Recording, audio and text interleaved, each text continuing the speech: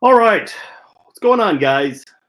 Happy Sunday. Happy October. It is October the 1st. Hope everyone's enjoying the London game. The Jaguars in full control of that one. Um, I left that game a little early. Did the Jaguars score anything, or is it halftime yet?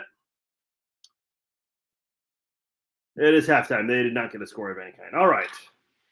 Cool. Yeah, we're doing this pregame live chat a little early because there are a lot of really good games today that I definitely don't want to step away from. So I'm doing this a little early than expected. Okay, Chiefs and Jets, they play tonight on Sunday Night Football. So I'm sure a lot of people are going to be waiting all day for Sunday night, right? That's I came up with that all by myself. No, I'm just kidding.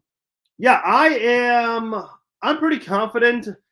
Maybe there are a few people out there that would take that money line for the Jets because it looks so damn good. But you got to keep in mind the Jets are last place in every offensive category: total offense, passing, rushing, points scored. Like, this is a bad offense from top to bottom. They can't get anything going. Zach Wilson, listen, I thought Zach Wilson looked good for a short period of time last week, and there was obviously all that hype last year with them leading the AFC East the way they did for a short period of time, and people wondered if they could really take this division away from the Bills, but the Jets just aren't that team. There's a reason why they tried, well, not tried, but they got Aaron Rodgers this year, and there was all that hype around them, but unfortunately, we're just never going to know. But I think in general, this Chiefs team, you saw what they did to the Bears last week. There's no reason why this game's going to be any different. Yeah, sure, they're going to be without Nick Bolton. That is obviously not the greatest news in the world, but it's also not the worst thing for the Chiefs this week, given their opponents are. I mean, it's the Jets. Jalen Watson, really an underrated cornerback in the NFL. I think we have to start giving him that title now at this point. This guy's also not going to be playing because of a shoulder injury. Did not practice the last couple of days. But that's it. You just have two guys out, and I think in general, Willie Gay can step in and do just fine. I think Drew Tranquil, Leo Chenal, those linebackers can do just fine against the Jets, filling in for Nick Bolton in this game. As far as Jalen Watson goes, I think obviously you're going to expect to see more of Josh Williams, Nick Jones.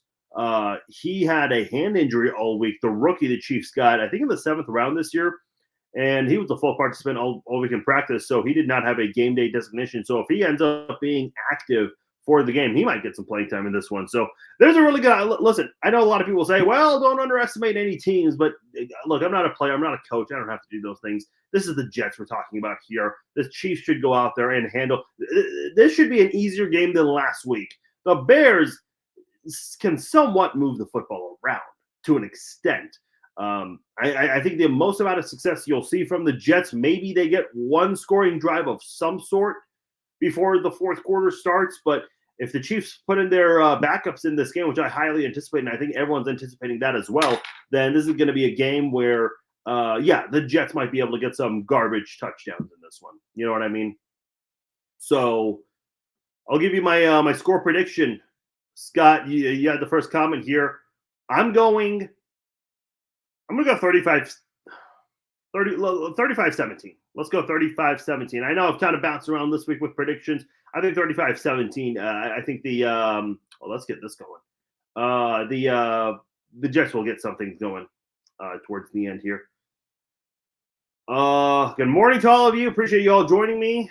Faz, listen, I've been called a lot of different things. I've never been called Faz. I think you meant Fars, but that's okay, Casey Blitz. It's okay. Let's see.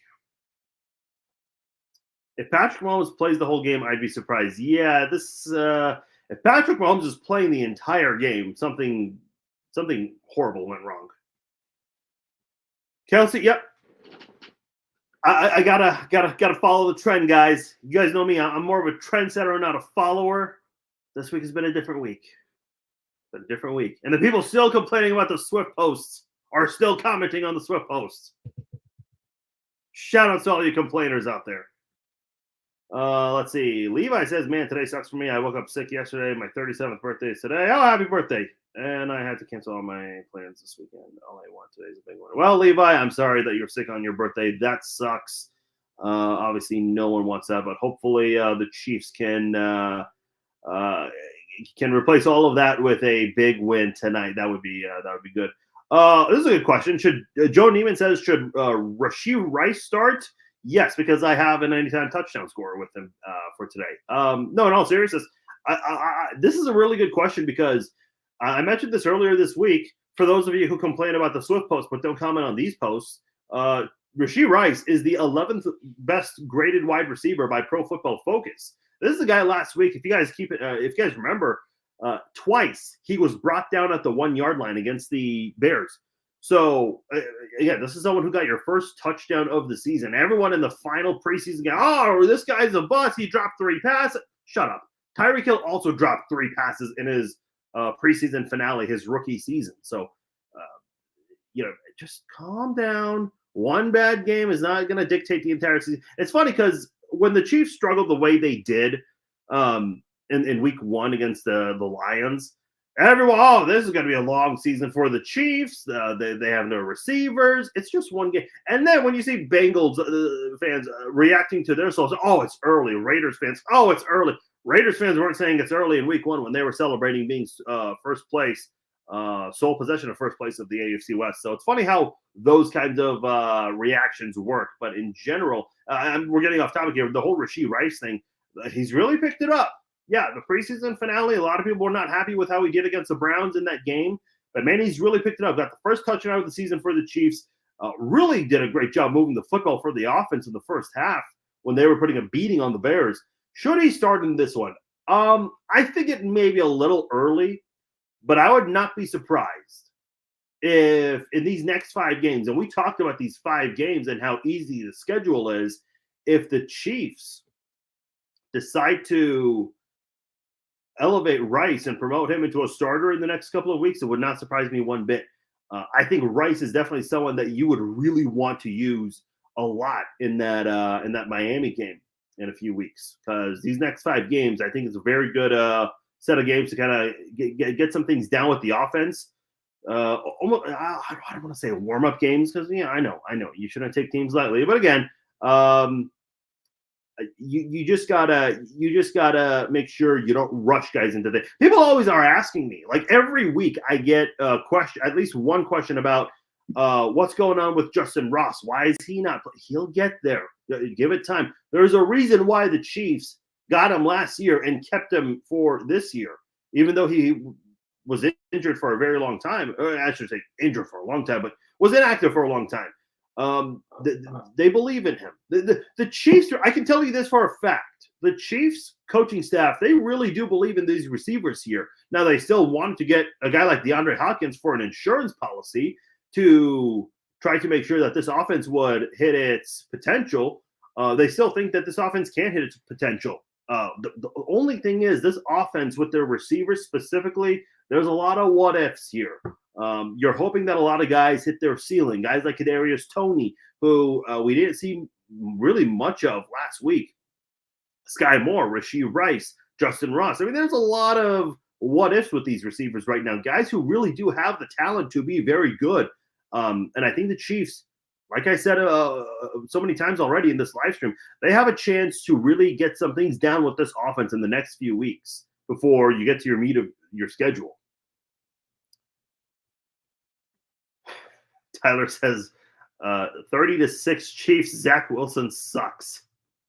It's so crazy because the whole I know you guys don't care about this too much, but the whole talk with the Jets and how Joe Namath came out there and spoke up against Zach Wilson, and Aaron Rodgers defended Zach Wilson, which, listen, that's what a teammate does.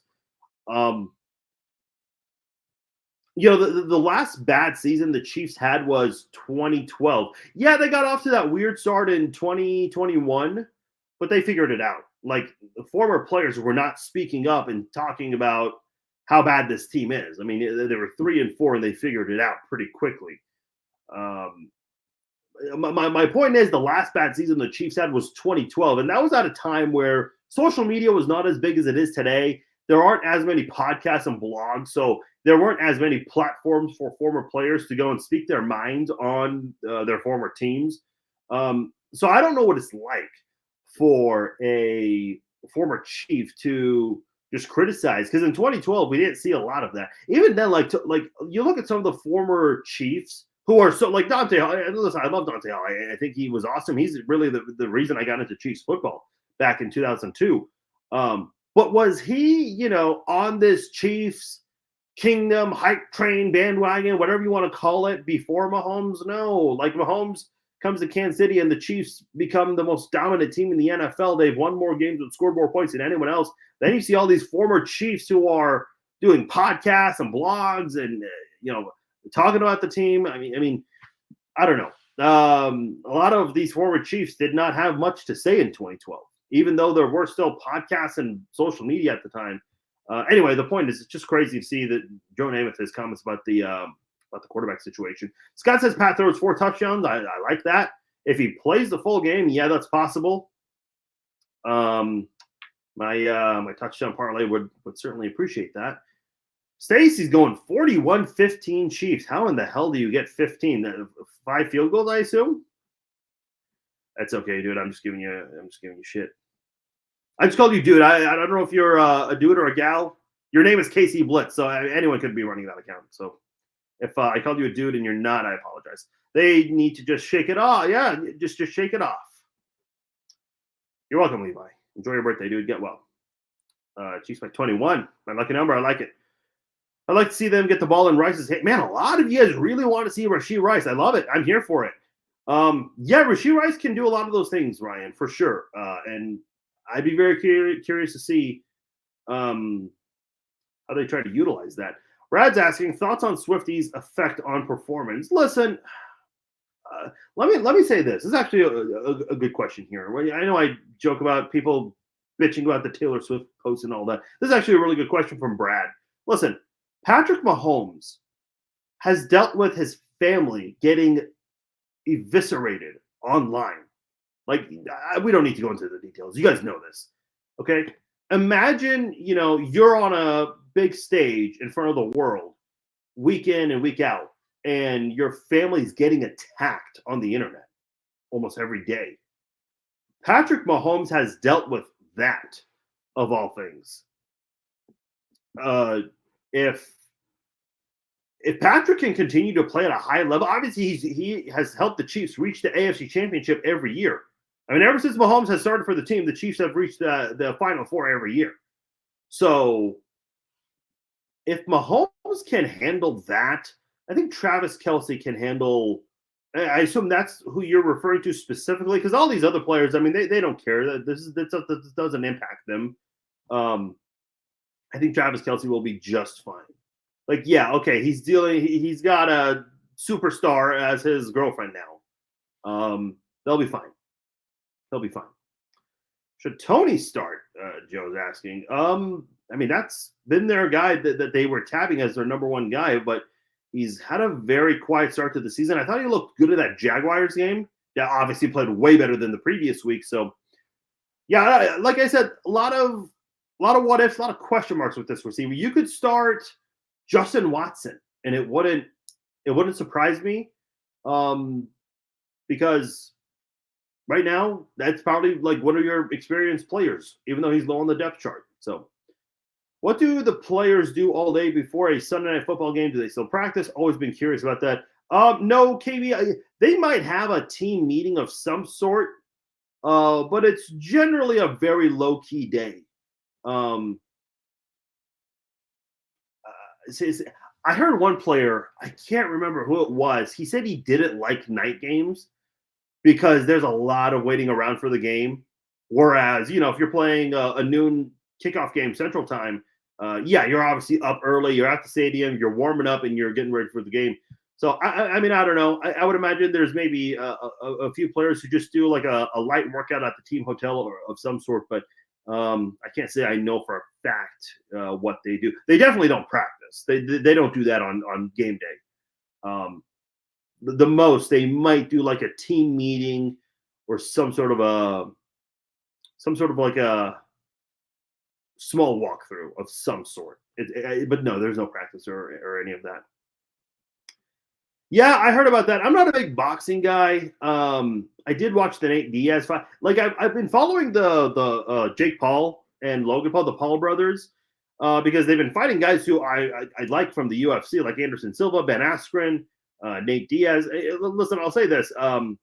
Props to the Paul brothers. I know people don't like them, but those guys were YouTube content creators. And I looked up Logan Paul's content once. It's just him opening. At the time when I looked it up, his recent videos were just him opening Pokemon cards. So I don't really know like what those guys did to gain fame. I mean, there are a lot of people who do like the vlogging thing where they hold a camera up and they just walk around. They're vloggers, okay? Like that's what they call it. Some people hit big, some people don't. Let's see here. Yeah, I think so, Carver. I think we're gonna have to go. By the way, going back to basketball, props to Canelo Alvarez. That's pretty cool. I know. All I know is that was a really big fight for boxing fans, so that's good. We play the Vikings. That is a huge deal because whichever court, assuming it's going to be Mahomes versus Cousins who start that game next week, the winner of that game will have defeated 31 NFL teams. Patrick Mahomes has not ever played the Vikings. Maybe in a preseason game he has. Actually, yeah, he did play them because I remember Tyreek Hill torched Bashad Breeland, former chief that torched there at the time.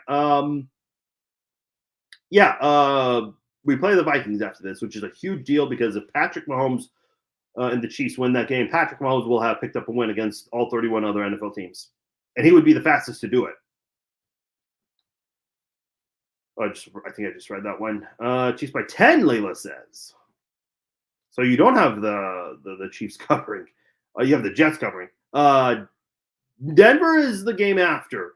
The Chiefs play the Broncos on Thursday night after the Vikings. Yeah, everyone's got that. 31-13 Chiefs. Do we see a defense special teams put 6 on the board today? You putting a touchdown parlay there, Jason? Because I did.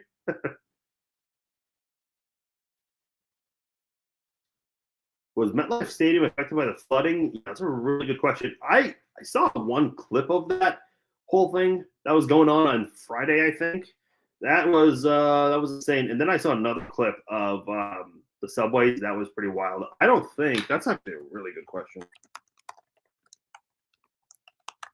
Because the Chiefs, when they landed, I mean, they were just fine. State of emergency, New York. Which NFL and MLB games could be suspended due to Storm Ophelia? Okay, I didn't know they were calling it that. I typed MetLife Stadium flooding, and the second article that comes up is Taylor Swift.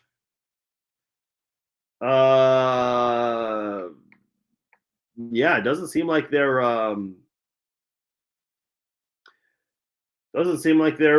doing anything. There doesn't seem to be any concern. Rainy weather has turned the MetLife Stadium end zones into a sea of white footprints. Okay, well, that is on SB Nation. So there's your answer there, Brad.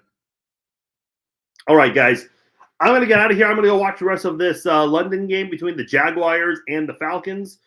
So if you guys have ESPN Plus or if you have other ways of accessing the game, enjoy it. I am out of here. I will talk to you guys at halftime for tonight's game, and then we will do our post-game live chat. So make sure you guys join me for that. Enjoy your Sunday action. 14 hours of almost nonstop football. I love it. All right, I'm out of here, guys. Take care.